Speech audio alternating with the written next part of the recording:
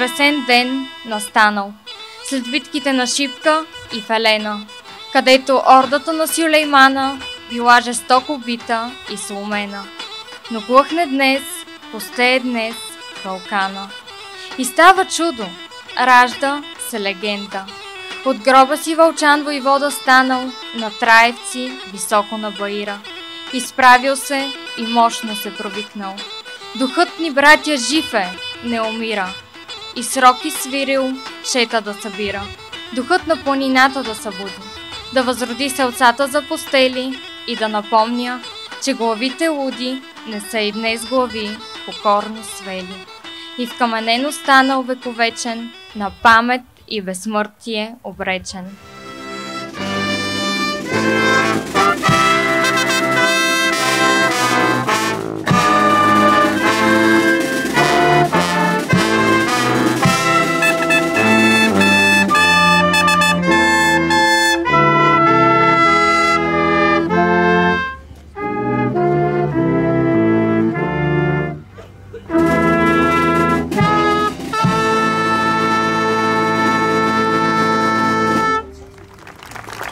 Планинските и плодопланински райони възникнало хайдушкото движение.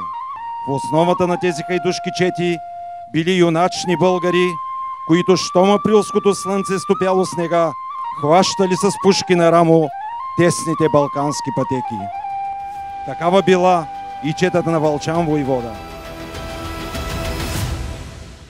Всеки човек трябва да търси таланта си, защото великите хора, като Вълчан и както всеки един от нас, има талант и когато намери този талант, той може да е човека, който пише съвременната история, така че не спирайте да си търсите таланта, докато не го намерите.